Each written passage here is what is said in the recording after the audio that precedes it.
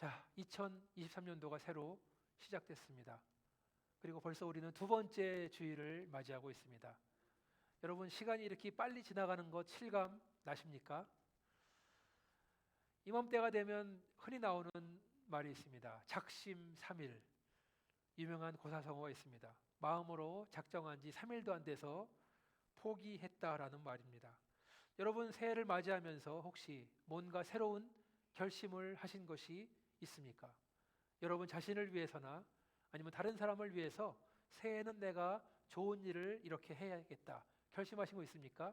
어쩌면 성경을 내가 일독을 해야겠다. 우리 EM 사역부는 그렇게 하기로 했답니다. 어쩌면 내가 전도를 해야겠다. 아니면 내가 책을 좀 이번엔 봐야겠다. 나는 좀 테레비를 줄여야겠다. 여러 가지 결심들을 여러분 하셨습니까? 아니면 아유, 결심해봤자 금방 포기할 거를 미리 알기 때문에 더 이상 새로운 결정을 하지 않으십니까? 아니면 혹시 여기 계신 분들 가운데 아유, 뭐 새해를 맞이하는 게 무슨 새로운 의미가 있는가, 그냥 시간이 흘러가는 것 뿐이고 이렇게 숫자를 계속 하는 것이 아니라 그냥 시간이 흐르는 거 아닌가라고 생각하시는 분들이 있다면 한번 제 얘기를 들어보시기 바라겠습니다. 자, 하나님께서는 시간을 창조하셨습니다. 그리고 그 시간의 대원칙 속에다가 모든 피조물을 만드셨습니다.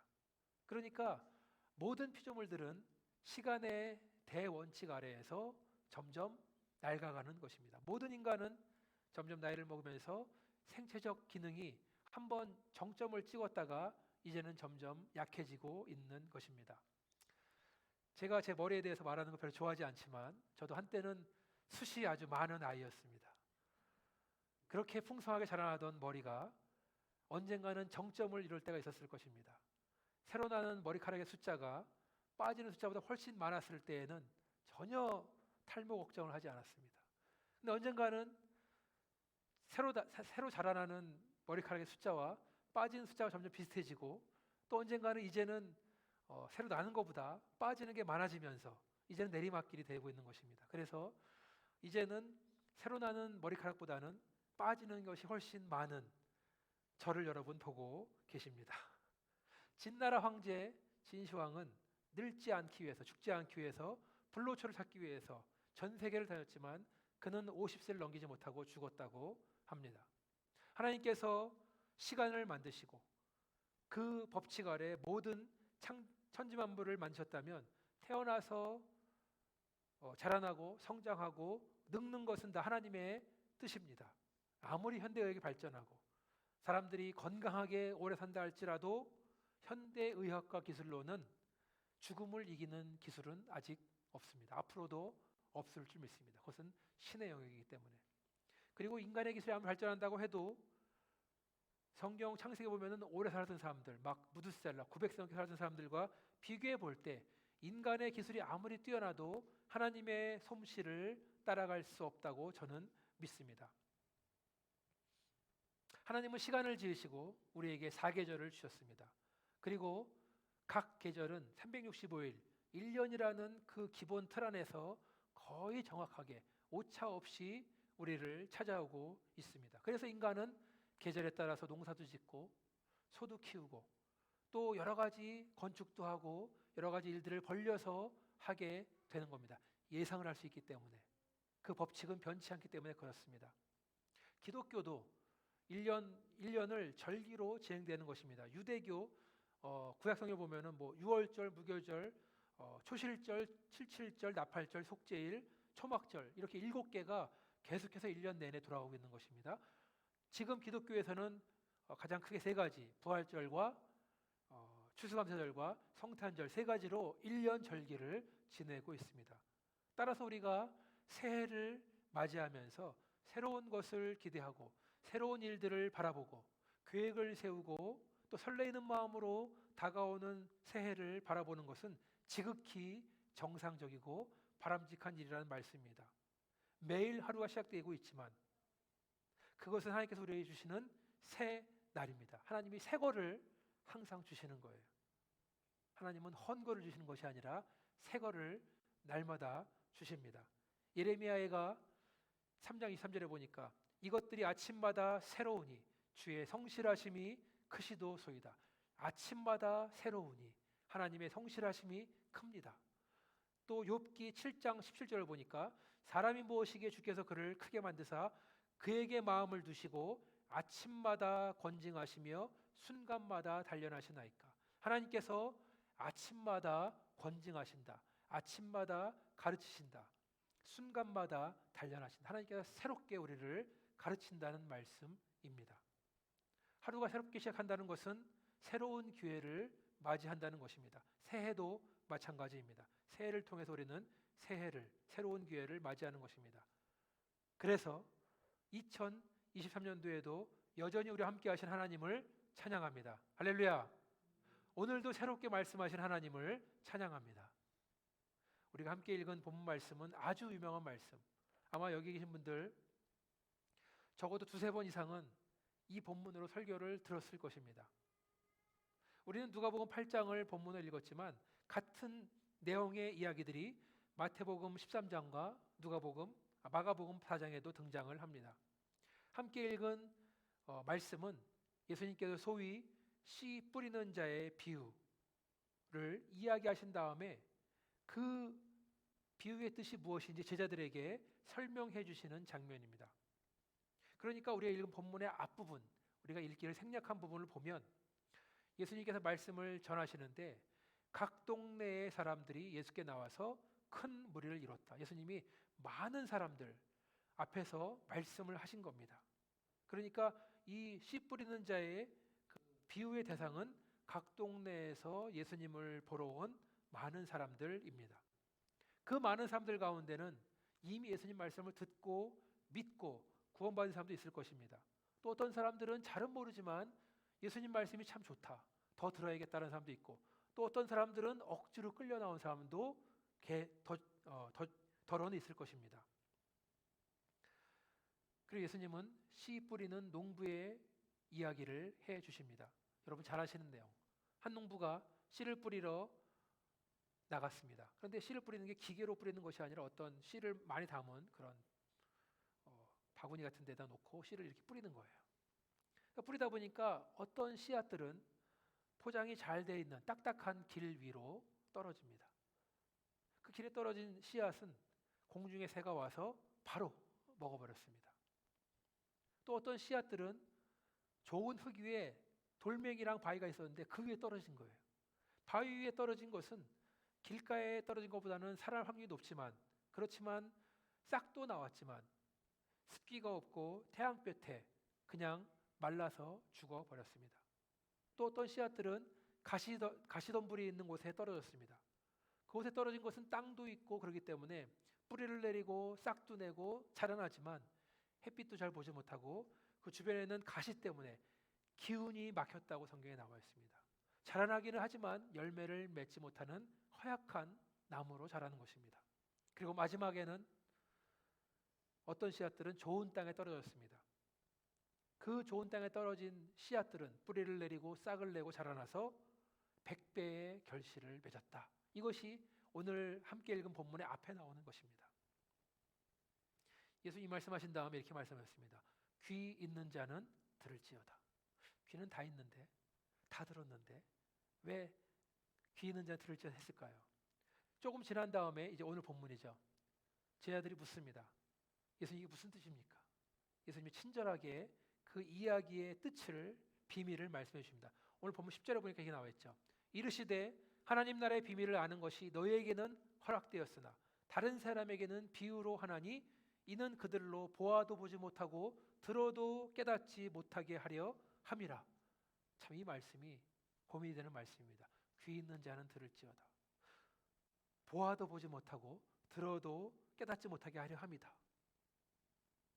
예수님 하신 말씀이 그 속에 하나님 나라의 비밀이 있기 때문에 누구에게는 허락되어 있고 누구에게는 허락이 안 되었다는 말씀입니다.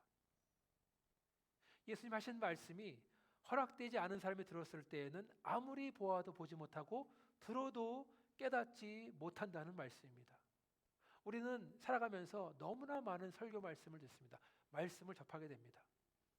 저도 어려서부터 교회 다니면서 목사님들, 전사님들, 부흥사들, 영어 설교, 스페니시 설교, 중고 설교, 한국 설교, 여러 가지 설교를 아마 수천 번 들었습니다. 그러나 저도 어렸을 때는 억지로 교회에 나온 적도 있었습니다. 적어도 중학교 1학년 때까지 그랬습니다. 저의 모교인 수원에 있는 중앙침례교회는 저 때 학생부 때에는 모든 중고등부 학생들은 먼저 어른 예배를 드린 다음에 그 다음에 예배 끝나고 어른들은 다 돌아가시고 그 자리에 학생들만 남아서 또 활동을 했습니다. 그러니까 모든 학생들이 목사님 설교를 들어야 되는 거예요. 근데 중학교 올라가서 어른들한테 하는 설교를 듣다 보니까 너무 지루하고 무슨 말인지 모르겠는 겁니다.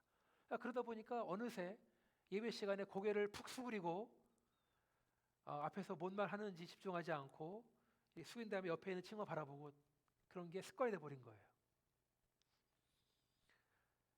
그때만 해도 목사님 잘 모르겠지 그랬었는데 제가 설교하다 보니까 다 보입니다. 앞에서 누가 고개를 숙이고 있는지 누가 잠을 자고 있는지 다 보게 됩니다. 하여간에 그때는 고개를 수그리고 있었습니다. 그런데 어느 날 하나 깨달은 겁니다. 내가 어렸을 때부터 예배를 많이 드렸는데 이렇게 고개를 수그리고 예배 집중하지 않은, 과연 내가 여태까지 살아오면서 얼마나 예배를 드렸는가, 얼마나 말씀을 들었는가 계산해 보니까 몇 시간이 안 되는 것 같은 거예요. 집중한 적이 별로 없는 것 같은 겁니다. 그래서 아니 이럴 거면 모쪼록 교회에 나와 앉아 있는가, 나오지 말지. 그리고 안 나온 것이 아니라 이제부터 내가 설교를 열심히 들어야겠다. 그래서 그때부터 노트를 적고 나머지 중고등학교 기간 동안에 절대로 고개를 숙이지 않고 목사님 말씀에 집중을 해서 예배를 드렸던 기억이 있습니다. 제가 신학교 들어갔을 때 신학교 과목들이 얼마나 지루했는지, 왜냐하면 이미 저는 김장한 목사님이라는 위대한 설교가요, 신학 박사한테 7년 동안 6년 동안 말씀을 들었기 때문에 다 들은 얘기, 다 아는 얘기를 또 하는 거야 앞에서. 신학의 기본 틀이 이미 설교에 있었다. 할렐루야. 아멘. 왜 아멘이 이렇게 아멘. 네, 감사합니다. 오늘 이 시간도 설교 말씀 하는 시간도 하나님께서 저와 여러분에게 말씀을 하시는 순간인 줄 믿습니다. 10절에 나온 말씀처럼 하나님 나라의 비밀을 아는 것이 우리들에게는 허락된 줄 믿으시면 아멘 하시기 바라겠습니다. 아멘. 예수님께서 이 비유의 비밀을 풀어주십니다. 여기서 말하는 씨앗은 뭡니까? 바로 하나님의 말씀입니다. 그리고 네 가지 땅이 나오는데요, 그 마음밭을 하나하나 설명해 주십니다. 길 위에 떨어진 것, 바위 위에 떨어진 것, 가시떨기에 떨어진 것, 좋은 땅에 떨어진 것입니다. 길가에 떨어진 것은 하나님 말씀을 듣기는 들었는데 그 씨가 마음에 떨어진 순간 마귀가 와서 그 말씀을 뺏어갔다는 겁니다. 뿌리를 내리기 전에, 싹도 나기 전에 뺏어갔다. 12절에 보니까 그 이유는 그들이 믿어 구원을 얻지 못하게 하려고 그랬다는 것입니다. 말씀 믿고 구원받을까 봐 확 뺏어가는 거예요, 사탄이. 하나님 말씀, 거기에 떨어진 말씀, 씨앗은 정상입니다. 그 씨앗이 밭에 떨어지면 싹이 나고 자라나서 열매를 맺는 것이 정상입니다. 그렇지만 그 땅이 아스팔트처럼 단단히 굳어진 마음이라면, 그런 곳에 떨어진다면 싹도 나지 않고 뿌리도 내릴 수 없습니다. 그리고 그 순간에 마귀가 와서 혹시라도 이 사람이 은혜 받을까 봐, 혹시라도 구원 받을까 봐 확 뺏어간다는 겁니다. 이 무서운 말씀입니다. 두 번째 땅은 바위에 떨어진 것입니다. 바위는 아까 말씀드린 것처럼 그런 단단한 도로보다는 낫습니다. 오늘 말씀 보니까 말씀을 들을 때는 기쁜 마음으로 받았다 말하면 너무나 좋았어. 너무나 좋았어. 근데 뿌리가 없기 때문에 잠깐 믿는 것 같지만 13절에 보니까 시련을 당할 때 배반한 자 이렇게 나옵니다. 시련을 당할 때 배반한 자. 누가복음에는 시련을 당할 때 배반했다 그랬는데요, 마태복음, 마가복음에는 환난이나 박해가 일어날 때 곧 넘어지는 자다 이렇게 말하고 있습니다. 처음에 교회 나왔을 때, 복음을 들었을 때 너무나 기뻤습니다. 그래서 어떤 사람은 교회 나오자마자 그 다음 날부터 새벽기도 열심히 나오고 수요예배 나오고 기도회 나오고 모든 예배에 참석을 합니다. 헌금도 많이 냅니다. 그 사람은 이제 앞으로는 좋은 일이 생길 줄 알았습니다. 내가 복 받을 줄 알았습니다. 그런데 예수 믿음 받는 복이 내 기준의 복과 다를 때에 실망을 합니다. 그리고 믿는 자에게 따르는 환난과 박해가 따르게 됩니다. 예수 믿기 전에 몰랐는데 예수 믿고 나니까 이런저런 방해가 생기기 시작합니다. 물론 한국과 미국같이 기독교가 종교의 가장 큰 종교이고 예수 믿는 것이 전혀 힘들지 않은 나라는 예외입니다. 그렇지만 예수를 믿는 자에게 따르는, 예수를 믿기 때문에 생기는 불이익이 있다는 것입니다. 그것이, 그 시련이 성도로 하여금 넘어지게도 하고 배반하게도 한다는 말씀입니다. 예수님이 하신 말씀에 의하면 환난, 박해, 시련, 이것은 겨우 두 번째 단계밖에 안 되는 거예요. 세 번째 단계가 있습니다. 그것은 가시덤불에 떨어진 씨앗입니다. 그 사람도 말씀을 듣기는 들었습니다. 땅에 뿌리를 내리고 싹이 나서 자라나기 시작합니다. 그렇지만 그 주변에 가시나무가 너무나 많은 것입니다. 그리고 그 가시의 기운 때문에 말씀이 막힌다고 했습니다. 이 가시덤불은 뭐냐? 이생의 염려, 재물, 향락이라고 했습니다. 신앙생활에서 은혜를 맛보았습니다. 은혜 받아서 봉사도 하고 성역 공부도 하고 여러 가지를 열심히 합니다. 그렇지만 포기하지 못하는 것이 있습니다. 이생의 염려, 재물, 향락을 포기 못하는 것입니다. 신앙생활을 하고 있긴 하지만 말씀을 잘 듣고 은혜 받긴 하고 있지만 이생의 염려와 세상의 걱정과 근심으로 인해 말씀이 막힌다는 것입니다. 재물과 향락이 하나님 말씀을 막는다는 것입니다. 여러분, 오늘 등장하는 네 가지 마음밭에 공통적인 것이 있습니다. 그것은 다 귀로 말씀을 들었다라는 겁니다. 다 들었어요, 말씀을. 다 듣기는 했어요. 로마서 10장 17절 다시 한번 보여주겠습니다. 로마서 10장 17절 말씀. 자, 시작. 그러므로 믿음은 들음에서 나며 들음은 그리스도의 말씀으로 말미암았느니라. 일단 하나님 말씀을 듣는 것이 중요합니다. 교회에 나와서 설교 말씀을 듣는 것 중요하고, 아니면 인터넷으로 설교를 듣는 것 중요하고, 혹은 라디오 방송을 설교 듣는 것 중요합니다. 그렇지만 귀로 듣는 것으로 끝나면 안 됩니다. 그 말씀이 우리의 마음밭에 뿌리를 내리고 자라나야 한다는 것입니다. 왜 교회가 필요합니까?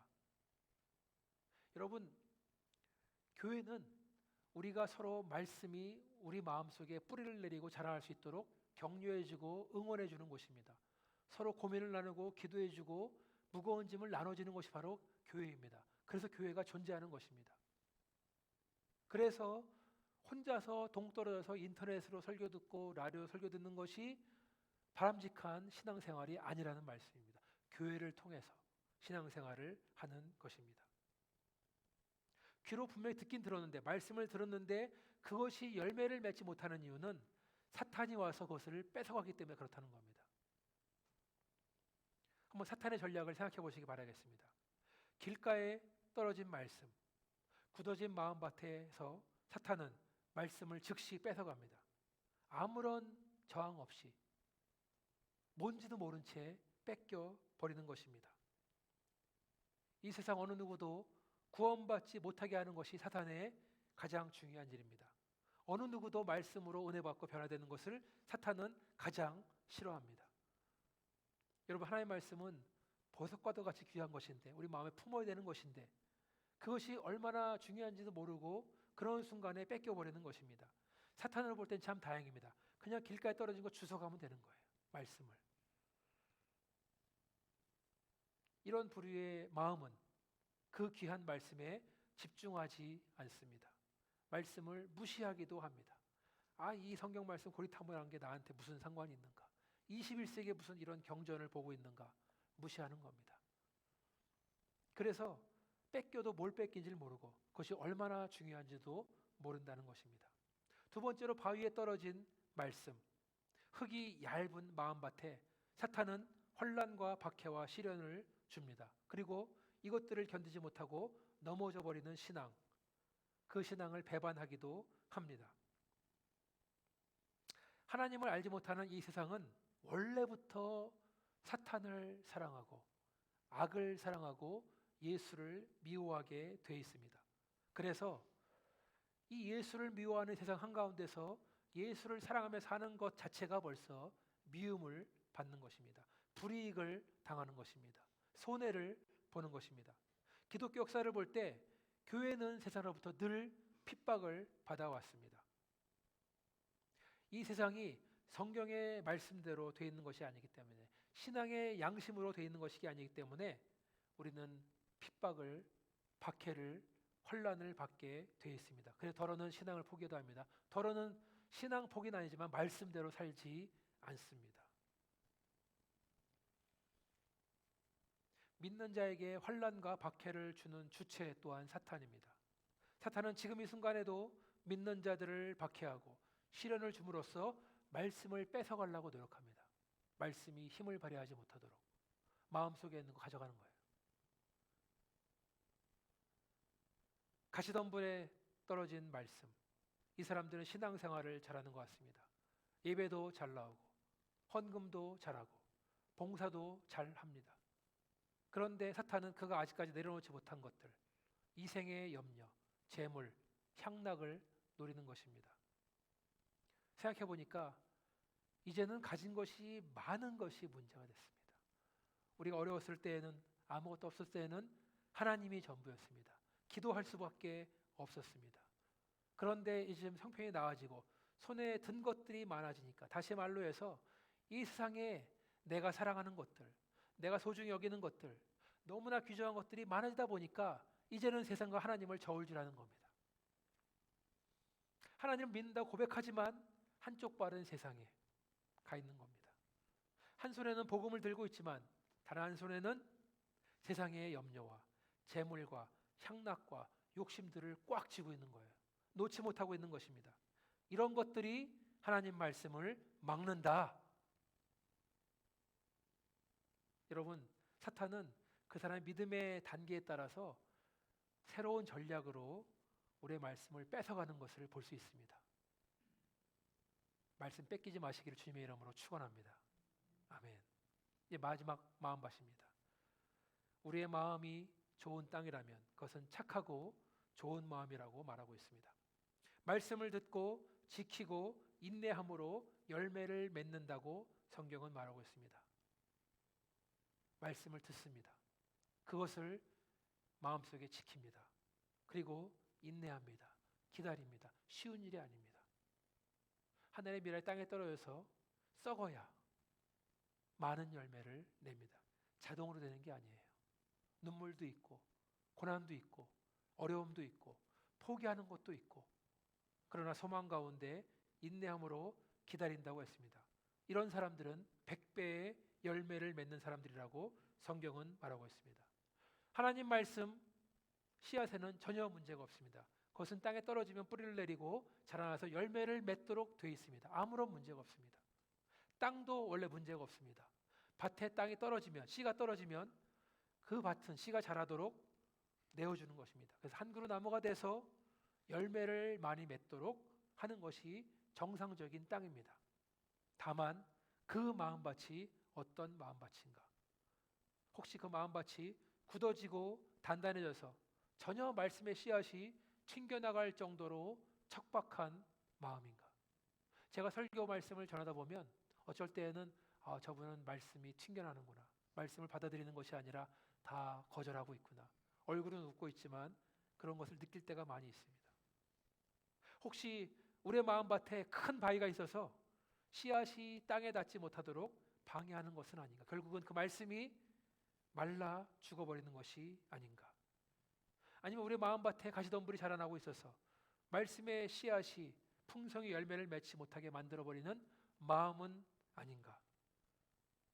지금 제 마음 같아서는 단단하게 굳은 그 땅에 곡괭이를 가지고 와서 다 깨부셔버리고 부들부들한 땅으로 만들어버리면 좋겠습니다. 군데군데 있는 바위들을 다 들어서 논 밖으로 던져버렸으면 좋겠습니다. 가시덤불도 다 뽑아낸 다음에 불태워버리면 좋겠습니다. 그러면 좀 하나님의 말씀의 씨앗들이 내 마음에 떨어져서 열매를 맺게 될 것 같습니다. 풍성한 삶을 살게 될 것 같습니다. 여러분, 이 일이 가능합니까? 인간의 힘으로는 불가능하지만 하나님은 하시는 줄 믿습니다. 이것이 희망입니다. 호세아서 10장 12절 말씀 한번 보여주시겠습니다. 자, 시작. 너희가 자기를 위하여 공의를 심고 인애를 거두라. 너희 묵은 땅을 기경하라. 지금이 곧 여호와를 찾을 때니 마침내 여호와께서 오사 공의를 비처럼 너희에게 내리시리라. 너희 묵은 땅을 기경하라. 이 말은 곧 여호와를 찾아라.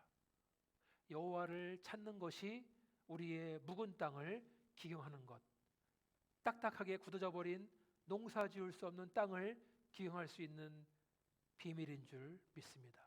여호와를 찾아야 합니다. 하나님께서 우리에게 귀한 말씀, 능력의 말씀, 열매를 맺는 삶을 우리에게 주신다는 말씀입니다. 에스겔서 36장 26에서 27절 말씀 같이 한번 보시겠습니다. 자, 시작.